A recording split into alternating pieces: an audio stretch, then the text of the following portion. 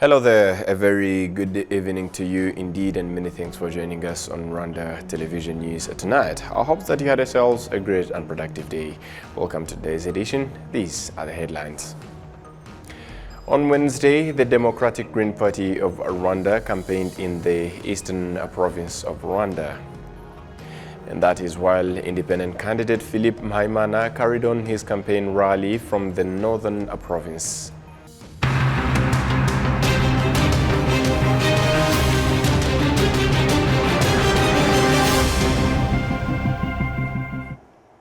Good evening to you once again, and we are glad to have your company tonight on Rwanda Television News. And as we kick it off, in Wednesday's campaign, Democratic Green Party of Rwanda's flag bearer for presidential elections, Frank Habineza, ensured citizens in the eastern province to support them in collecting and maintaining rainwater, as well as providing clean water access to those that are still lacking. Prince Wanzi, start us off tonight.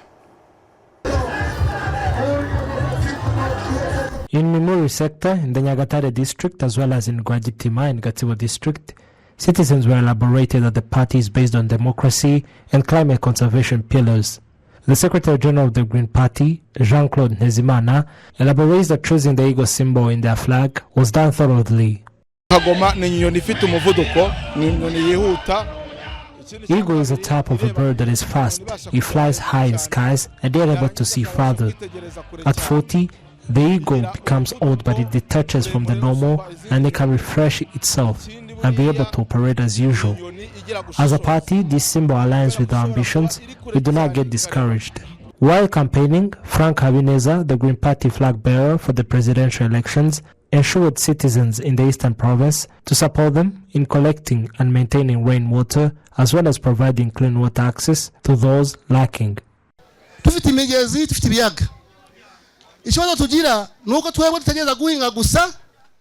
have rivers and lakes. The issue is that we always cultivate relying on rain, and if it is sunny, we stop cultivating.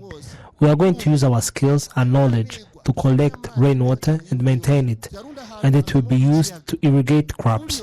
When we take examples from India, rain falls once a year, but they keep the waters well to last a year.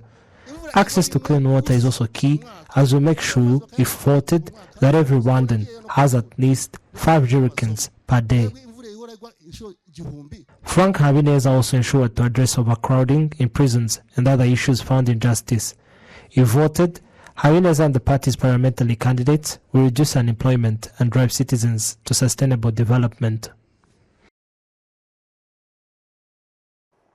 On Wednesday, independent presidential candidate Philip Mpayimana continued his campaign rally in the districts of Burera and Musanze district in the northern province. He vowed, among other things, to establish solid laws protecting women and children. In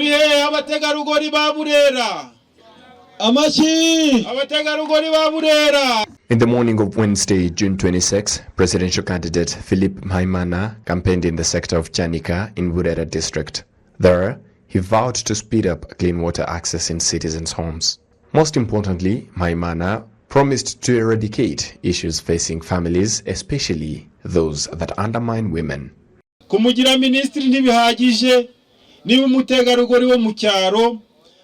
Appointing women as ministers is not enough if women can still be oppressed by their men until they are kicked out of homes. I want to make sure that that is a taboo. No woman should be chased. Their children should be raised from families. If that has to be the case, let it be the man to go instead.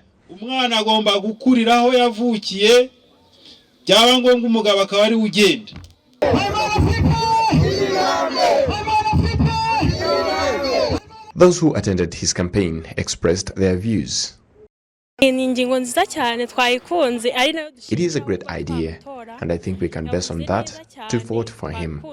We loved his targets, especially supporting the youth and women. We had to support him. He has his manifesto, and we have the right to choose as citizens. Considering what he told us, the rest is up to us.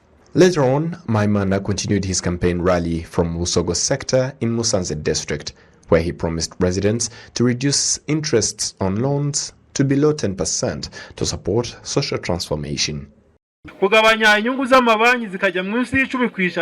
Reducing interest rates on loans benefits clients, and by that I mean citizens. The government should always protect citizens rather than letting investors exploit them, because even that money loaned belongs to the citizens, but the banks add high interest rates.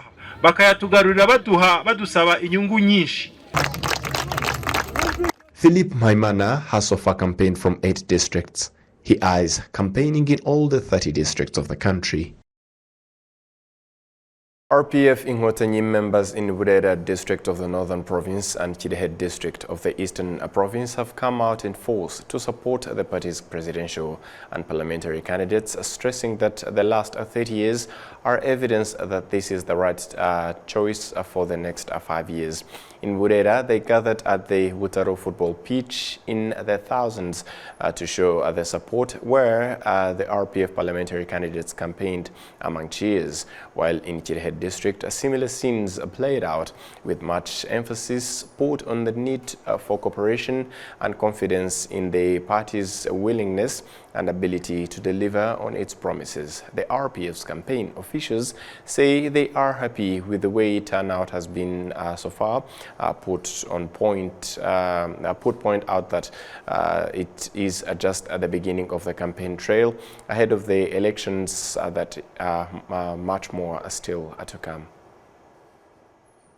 Still on campaigns, the PS Imberakuri political party has continued its campaign activities for its 48 parliamentary candidates in Rubavu district of the Western Province, saying it has the answer to completely mitigating the effects of natural disasters. The party's candidates campaigned in Rubavu's Umuganda Stadium, saying its manifesto so far for the next 5 years is focusing on education, health, agriculture, as well as animal husbandry sectors, not ignoring how the effects of natural disasters affect all those aspects of life. The party's officials gave local residents in Rubavu district assurances that if they vote for PS Imberakuri, the local fishing industry in Lake Kivu will be supported. Wednesday was the party's second day of campaign activities following events in the districts of Kayonza and Kirehe in the Eastern Province of Rwanda on the first day of PS Imberakuri's campaign efforts, and it is expected that on Thursday the party will campaign in Burera district of the Northern Province. Still on these matters, the Ideal Democratic Party PDI has given assurances to its followers and other local residents in the Eastern Province that if they put their trust in it, what has already been achieved in the country will be used as stepping stone to even greater things over the next 5 years, with much emphasis on infrastructure development.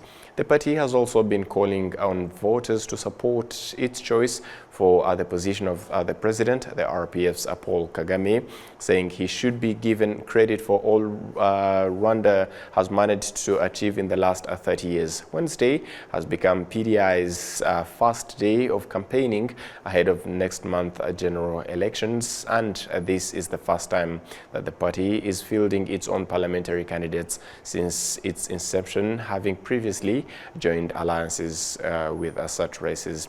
In the presidential race, it has chosen to use Paul Kagame's manifesto, pointing out that it is in harmony with its own objectives for the country. PDI has 55 parliamentary candidates, 32 of whom are male, and day 2 of campaign activities for it will be on a Monday next week in Rubavu district of the Western Province of Rwanda. And changing the trajectory to financial matters, on Wednesday, Equity Bank Rwanda and R-Switch launched the eCash payment platform across the digital channels, namely mobile app and USSD. eCash allows Equity customers to instantly transfer funds across local banks, mobile money operators, MFIs and SACCOs. Equity Bank management says the move is aimed at enhancing customer convenience in making cashless payments and transfers.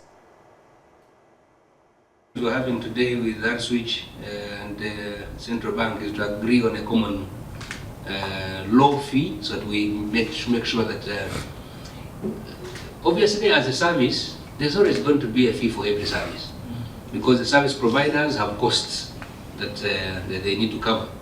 The charges will vary depending on how much money you're sending.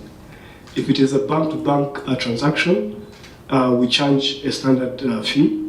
It's the current 1,500. But for bank to wallet, because the slabs have increased, the amount has increased of the limit. So also that we slab it into different charges. Pascal Gasabira noted that this adds to the efforts in place to integrate banking systems with online, especially mobile payments. With this, we can say that all commercial banks now with mobile money operators are fully interoperable, at least on P2P level. We expect soon to deploy other use cases. The other use cases will be P2B. We know everyone is awaiting for that, and we took a bit longer to make sure that some of the gaps that we had already seen while deploying P2P. More matters, the Petroleum Society SP that deals in importing and supplying fuel in Rwanda has launched a new highly purified fuel known as Age 95 fuel that provides engine with better performance, fuel efficiency and low emissions. Ketia Ineza with the details. The importation rate of modern vehicles in Rwanda has been growing steadily over the years, with growing demand of cleaner fuel. The new technologies embedded in these vehicles has been one of the compelling reasons the SP Rwanda has imported this type of fuel. The 95H fuel meets Euro 4 carbon emission standards, which is a high-quality fuel that is beneficial to the new cars. Customers express their satisfaction as accessibility of the 95H made available to them. This time, their engines will perform better than before with the new fuel. We've always had a concern, but as we are not fuel operators and fuel importers, we didn't have much to do. But now that we see partners like SP are bringing in these fuels, it allows us to open the doors to a lot more vehicle models coming in. It's always been a concern for us on the after sales side. Fuel pumps and all the technical stuff. You'll see when we have a lot of engine failures, fuel pumps get clogged with a lot of dirt in the fuel. So now this will be omitted with the cleaner fuel coming into the country. Very impressed. Actually, we have been waiting this for so long, because having a new car with a more recent technology, it's better to have a better fuel actually, and it will offer a better performance and even more longevity. So I think it's a plus, especially for a brand new car. The executive director of the SCP Rwanda, Yves Legru, said that the new petrol is originally processed in Mozambique and is imported to Rwanda through other neighboring African countries. The reason why we find this very interesting is that what it required was to set up new customs routes, and it actually means that, you know, African countries can be interconnected with each other with, you know, a push from the various authorities, the push from the private sector, connectivity, even if it's coming 5,000 kilometers away, does happen. So for us, you know, this was very, very interesting. You know, it does show that the infrastructure can support inter-Africa trade, that custom authorities can support inter-Africa trade. And so, you know, we are very, very glad that, you know, we were able to bring this product all the way from Mozambique, yes. The 95H is suitable for a wide range of vehicles like hybrids that use advanced technology and fuel.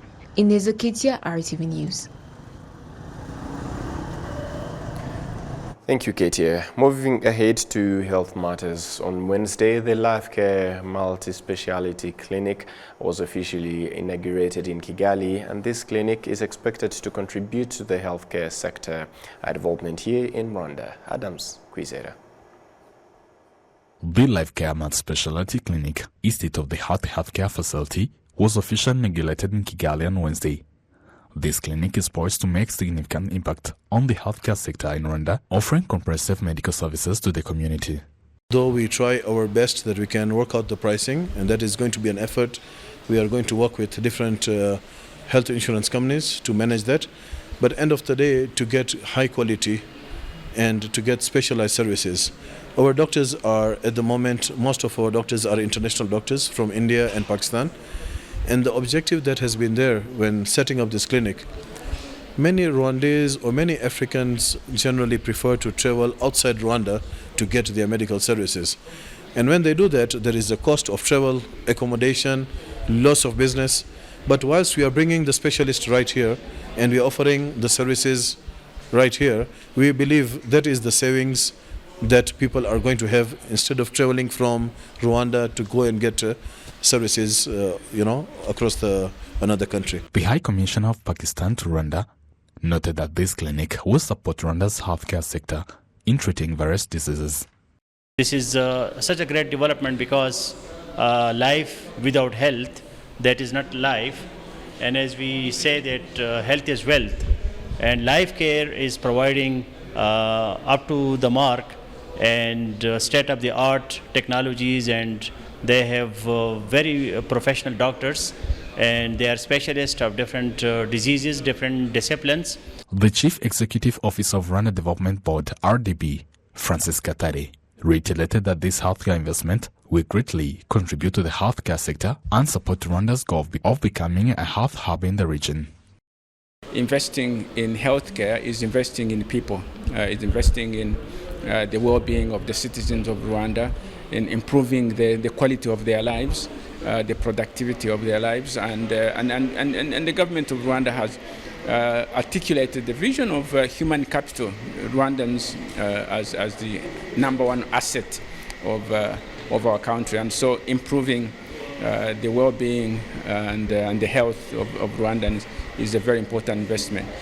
It's also an investment that has brought experts, as you have walked around the clinic. They have various experts in various fields, whether it's in children's medicine, whether it's in renal treatment, whether it's in gynecology, whether it's in dental medicine, in various disciplines. They have brought international experts, which is a good complement to the community of medical experts we have in Rwanda. So that's also very commendable. They bring different type of service culture, which we are also going to experience. The inauguration ceremony was attended by various dignitaries, healthcare professionals and community leaders, all expressing optimism about the positive changes the clinic will bring. Adam Squizera, RTV News. For National Management Policy and Development and the East African University of Rwanda as hosts, in collaboration with the University of Rwanda, held the 13th International Conference in Kigali, Rwanda, with a special emphasis on empowering youth and women entrepreneurs. Katia Ineza. The East African University Rwanda and the Consortium for International Management Policy and Development, SIMPAD, aims to collaborate with university in Rwanda to inspire and promote collaborative working relationships towards advancing knowledge in public administration, policy management, and building for good governance and sustainable development in civil societies. Practically, researchers have come up with live projects which have worked in different countries: Malawi, South Africa, Rwanda. Students have also exhibited job creation projects that they have worked on. So it's live sessions where we see things happening, and it's a showcase so that we can be able to replicate it locally, regionally, and internationally. The president of SIMPAD, Peggy Valentine, stated that the organization aims at promoting entrepreneurship as a powerful driver of economic growth and development, with special emphasis on empowering youth and women entrepreneurs. Well, we know that when we support women, they not only help their family to move to their next level, but it helps the whole community. And so when we work with youth, the future of the country, then we will hopefully see a reduction in poverty rates, and we'll hopefully see improvement in education and wealth generation. Yeah, so there are many opportunities as we support women and youth. We expect to see things turned around in a positive way, that Rwanda can realize its goals and its dreams for the future. A fund of 70 million Rwandan francs has been launched to support youth and women entrepreneurs that will come up with an outstanding projects. Inez Aketia, RTV News. We support each other. The International Fund for Agricultural Development demonstrates that technology-based agriculture contributes to employing youth, especially in rural areas. This is as Kigali, they convene experts from 14 countries analyzing how to increase the employment rate in Rwanda based on agriculture. A lead technical specialist and social inclusion cluster coordinator at the International Fund for Agricultural Development, Hisham Zen, affirms that in the last 5 years there has been a creation of jobs for youth through agriculture, and it was done professionally, and more is yet to come. Years, this program has been implemented in 9 countries across Africa. We have managed to help 25,000 youth from rural areas to find jobs or start their enterprises or grow their enterprises. So this program is giving a lot of experience lessons and also hope. As we know, on the African continent, it's a very youthful continent. We need to make sure that the growing number of youth coming into the labor market can find meaningful jobs and a bright future. And we're finding that this is possible in the agribusiness sector. Agriculture is a sector where there is great opportunity for youth. The International Fund for Agricultural Development facilitates 25,000 youth in creating jobs based on agriculture, and at least $2 million were invested in these projects.